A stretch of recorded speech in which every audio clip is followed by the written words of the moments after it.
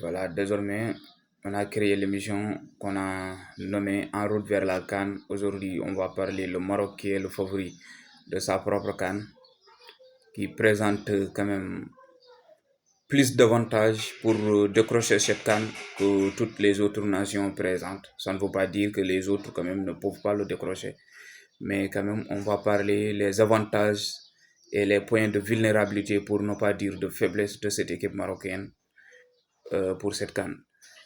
Premier avantage, on va parler forcément l'avantage du terrain. Maroc qui sera la pays hôte. Voilà. Il y a aussi la stabilité en défense qui est une base vraiment, un socle pour cette équipe marocaine.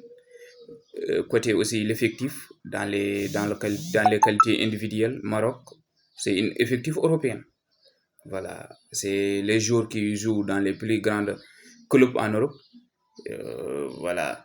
Et malgré tout, il y a un statut de favori quand même qui est là, après toutes ces choses qu'on a dit. Mais le Maroc présente aussi des vulnérabilités sur certains domaines. Voilà. Et parmi ces vulnérabilités, on va parler la pression du pays hôte. Voilà. Le pays hôte, souvent, ça présente mal. Il y a la pression des médiatiques, la pression de la population, la pression sur certains joueurs. Voilà, il y a tous ces points-là qui sont réunis quand vous êtes un pays hôte. Et cette pression, c'est la contrepartie de l'avantage du terrain. Et il y a aussi une attention immense de tout un peuple. De tout un peuple qui attend ce trophée depuis 1966. Le Maroc n'a pas décroché la Coupe d'Afrique des Nations. Bon, ça nous montre que c'est pas quand même une nation puissante en Afrique, mais on a vu leur Coupe du Monde, donc ça fait peur à tout le monde. Et cette pression que tout un peuple attend ce trophée est une lame à double tranchant. On le sait, car la pression du favori et du pays hôte, bon, on fait essuyer beaucoup de nations derrière récemment le Cameroun dans son propre pays. Et quand il parle Cameroun ou l'Égypte en Afrique, il parle tout court le football. Parmi aussi les points à souligner, on peut parler les risques d'excès de confiance face à des adversaires souvent considérés comme moins ou inférieurs, un relâchement ou un excès de confiance, et même minime soit-elle, peut être fatal pour cette nation marocaine.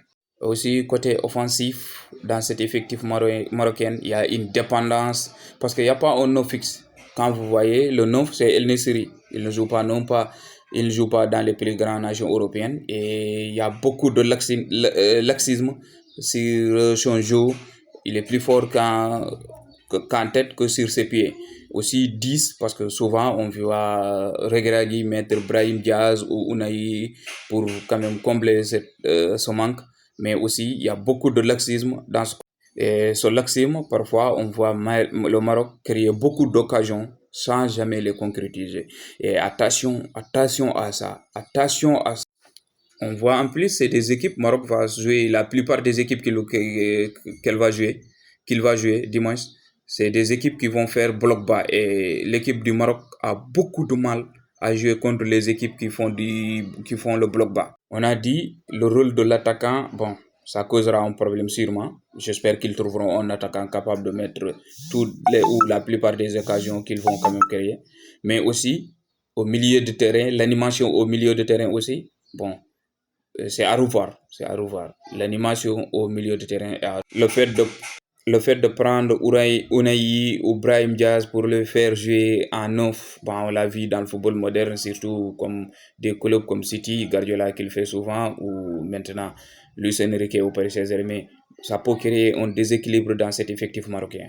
Quand on parle créativité, car quand on parle créativité, l'efficacité, bien que technique, bon, l'équipe doit grandir dans ces domaines-là parce que franchement, pour moi, ça manque, et c'est pas un manque, c'est des choses à améliorer tout court. Et là, on va entamer, voilà, la chose quand même très importante qui est la personnalité du coach. Parce qu'on a vu Regragui pendant la Coupe du Monde des Nations, il y a une personnalité très forte, franchement. On parle de la personnalité de Regragui comparé à d'autres coachs qui étaient sur le banc marocain, comme le coach français, j'ai oublié son nom. On a vu quand même bon, ça peut dégénérer à un moment donné, surtout quand les résultats ne sont pas à leur faveur dès le premier match. Ça peut créer quand même une ambiance délétère. Surtout, ça peut mettre le feu dans cette vestiaire marocain. Surtout, sa manière de communiquer, ça peut mettre cette vestiaire sous tension des interprétations de certains journalistes dans le sphère médiatique, ce qui peut affecter la sérénité du groupe. Mais bon, en dépit de tout ça, le Maroc, il reste quand même le favori à sa CAN.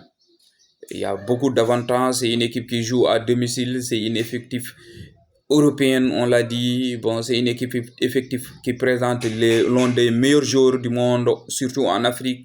Et aussi, quand vous jouez, vous êtes le Maroc, vous jouez dans votre pays, vous êtes le pays hôte. Normalement, il y a aucune excuse à ne pas décrocher cette CAN. Surtout, bon, on a vu la Côte d'Ivoire le faire l'année lors du dernier CAN. Ils ont décroché, bon, pas facilement, difficilement cette CAN. Donc, en toute sincérité, le Maroc doit le faire.